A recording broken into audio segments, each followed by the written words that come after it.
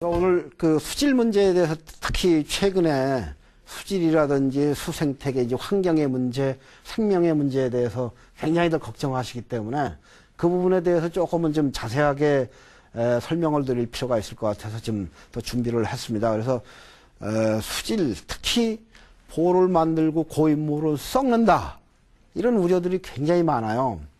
그게 정답이냐? 물론 이제 일반적인 상식으로 생각하면 물 완전히 가다 놓고 전혀 흘러가지 않으면은 썩겠죠.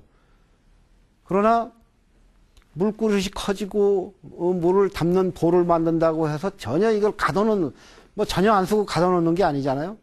흘려보내는 겁니다. 강물은 흘러야지요. 앞으로도 계속 흐를 거예요. 그러니까 이거 4대강 사업해서 보호막으면 썩는다, 이건 정답이 아니다 하는 얘기예요.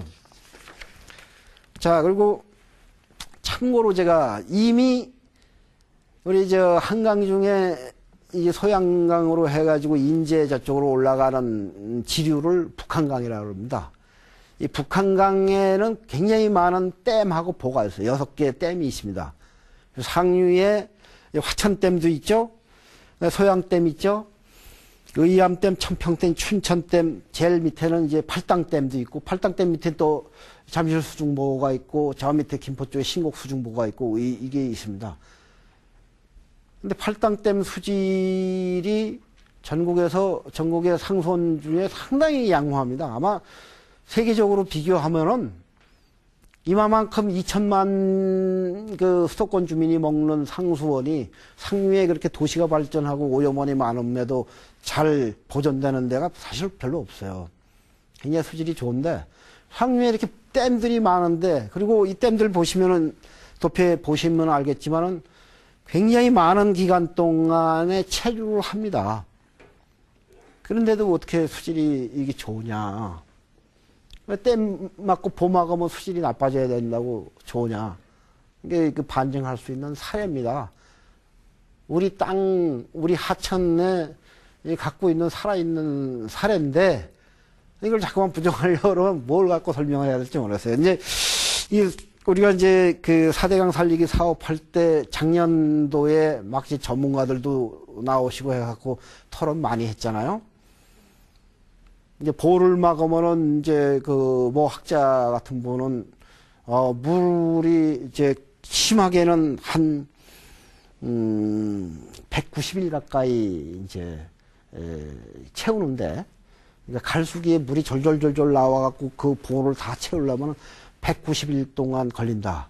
그러니까 190일 동안 물이 안 흐른다. 그럼 썩는다. 뭐 이런 얘기를 해요.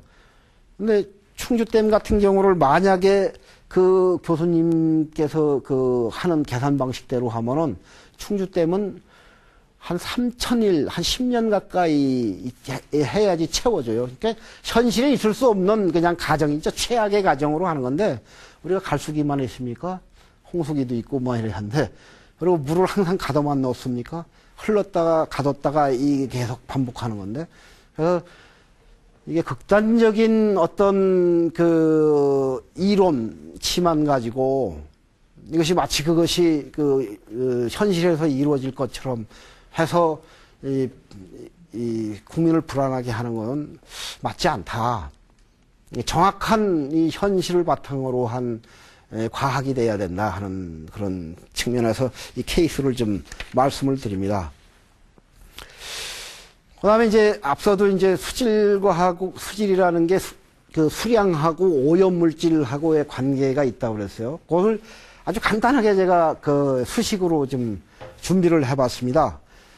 그러니까 수질이라는 거는 수량을 분모로 하고, 그러니까 양이 많을수록 수질은 좋아지는 겁니다.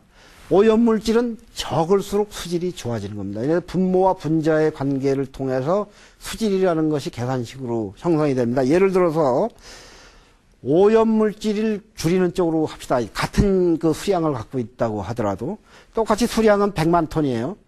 근데 4대강 사업을 하기 전과 후가 오염물질이 어떻게 달라지느냐? 많이 줄입니다. 그러니까 오염물질이 줄면은, 예를 들어서 오염물질이 2톤 들어오던 것이 1톤으로 들어오고 수량은 100만 톤씩 똑같다고 치더라도, 수량 안 늘어난다고 일단 전제를 합시다. 하더라도 수질은 개선돼요.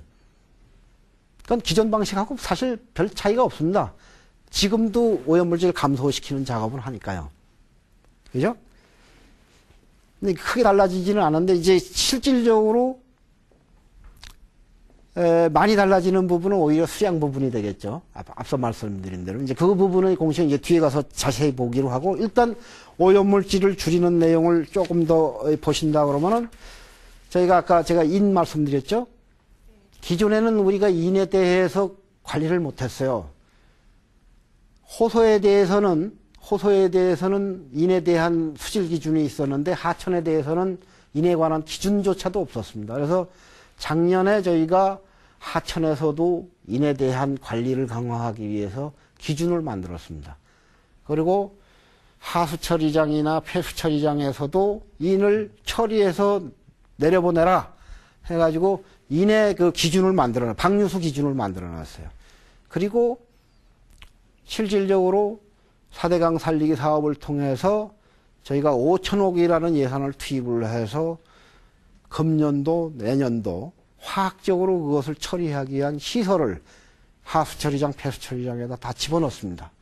그렇게 되면 오염물질이 지금 현재 공법보다도 처리 효율이 굉장히 좋아져요. 현재 한 70% 정도 인을 처리를 하고 있는데 94%까지 제거를 하게 되면 당연히 오염물질이 줄어들겠죠. 또 4대강 사업으로 해서 환경지표시설을 기존에도 쭉 해왔습니다.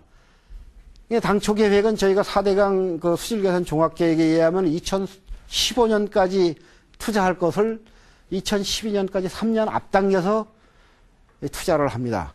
하수처리장, 하수관거, 또 가축분뇨 처리장, 폐수처리장, 또 아까 말씀드린 그 비점 오염물질, 비가 오면 막 그 논바닥, 강바닥, 논바닥 또 도로, 뭐 도시 이런 그 노면을 타고 들어오는 오염물질을 줄이기 위한 이런 시설들, 이런 것을 4대강변에 전체적으로 한 1330개소를 집중적으로 설치를 합니다. 그것도 특히 그 기존의 수질이 나빴던데 상류의 수질 좋은 데에다가 투자할 필요는 없습니다. 우선순위가 좀 늦잖아요. 그래서 우선적으로 수질이 나쁜데 특히 보호가 들어가는 지역들 이런 데에다 집중적으로 설치를 할 겁니다. 거기에 투입되는 재원이 한 3조 4천억 원. 이게 신규로 투입되는 건 아니에요. 앞서 말씀드린 대로 기존에 계획이 있는 겁니다. 그걸 3년 앞당겨서 투자를 해주게 되면은 저희가 이제 지금 계획하기로는 현재 상태보다는 적어도 수질이 20% 정도 더 개선되게끔 만들겠다 하는 것이고, 실제 가능합니다.